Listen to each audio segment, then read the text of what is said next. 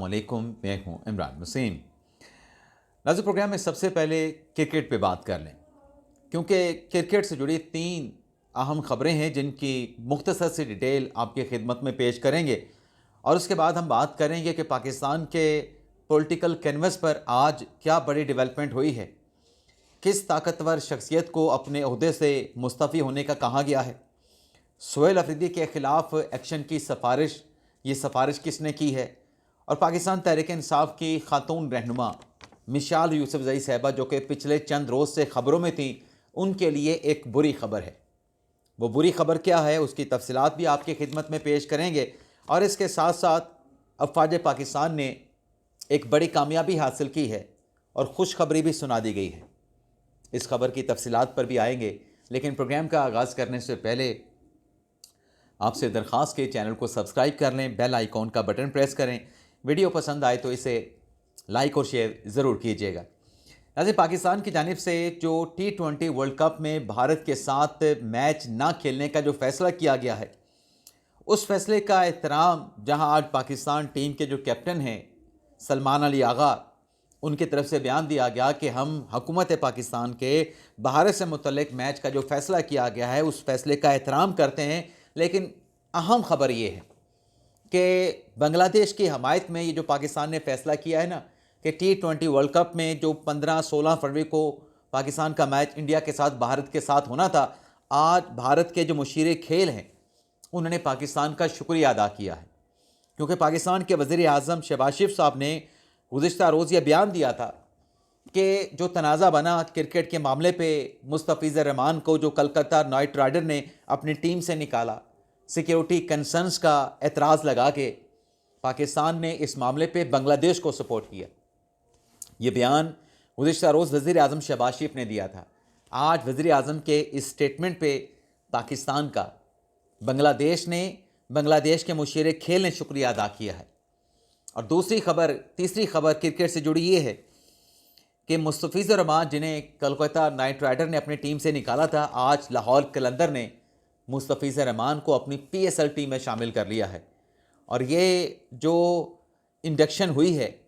मुस्तफ़ीज़ुर रहमान की लाहौर कलंदर की टीम में, 6 करोड़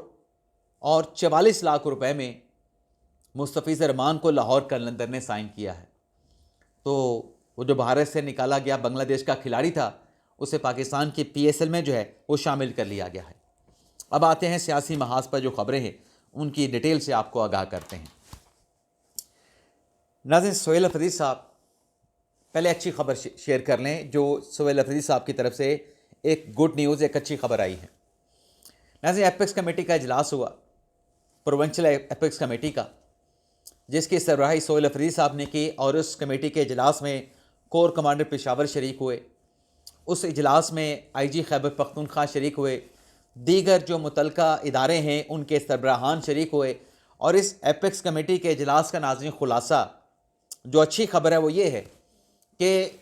कमेटी में इस बात पे इत्तफ़ाक़ किया गया है कि सूबाई हुकूमत के जो इदारे हैं और अफवाज पाकिस्तान मिल के दहशत गर्दी का ख़ात्मा करेंगे।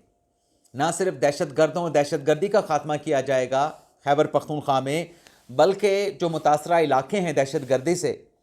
वहाँ पर तरक्की और खुशहाली के सफ़र का आगाज़ भी किया जाएगा। और मुतासरा इलाकों को अपलिफ्ट करने के लिए वहाँ के लिए एक बड़े मालियाती पैकेज का ऐलान भी किया जाएगा। तो ये एक अच्छी खबर जो है,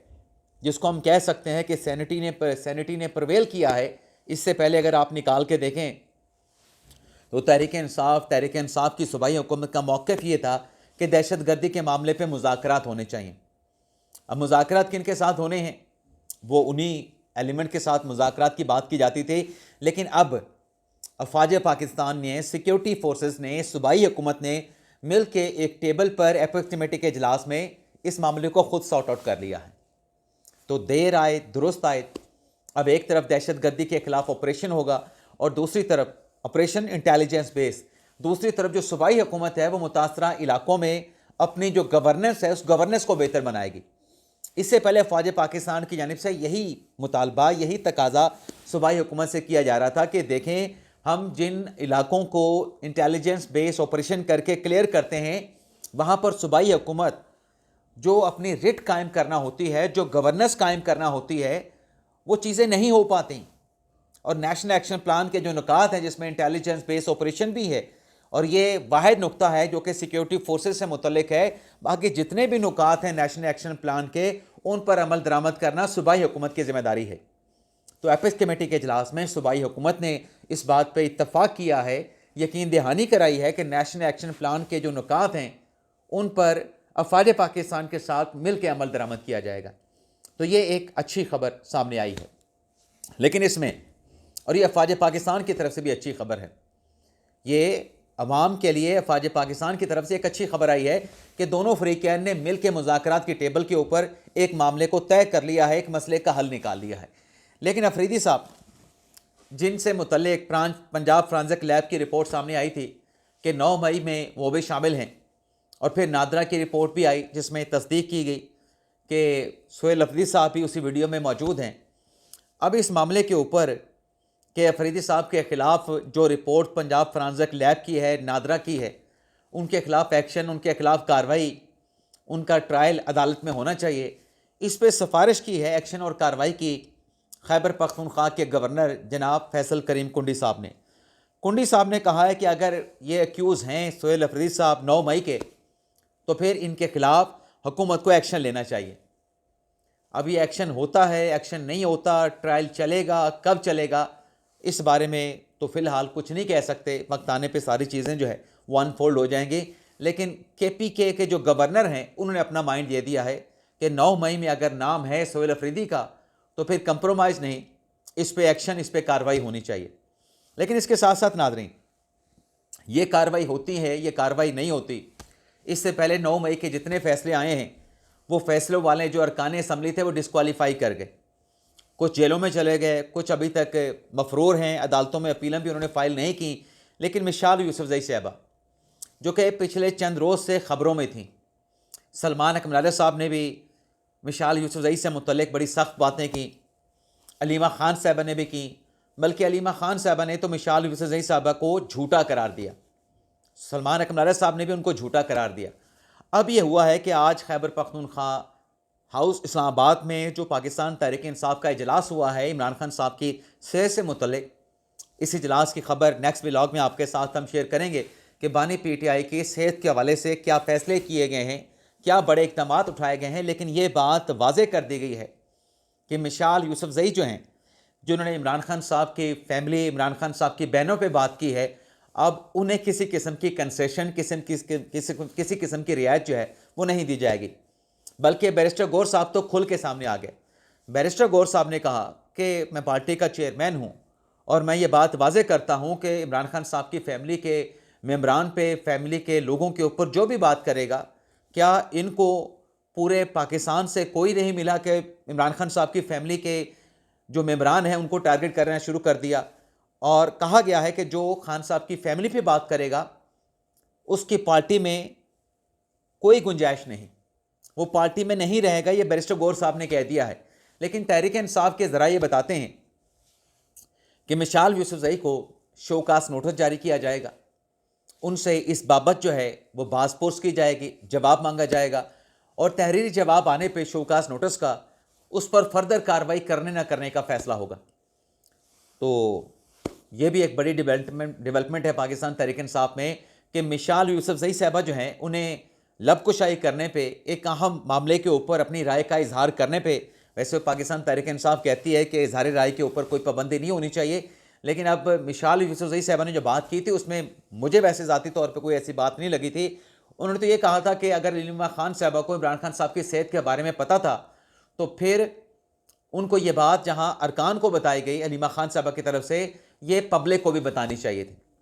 لیکن بہرحال اب دیکھتے ہیں شوکاس نوٹس کب جاری ہوتا ہے, اس پہ مشال یوسفزئی کیا جواب دیتی ہیں. لیکن کرکٹ سے متعلق جو خبر ہم نے آپ کے ساتھ شیئر کی ہے نا,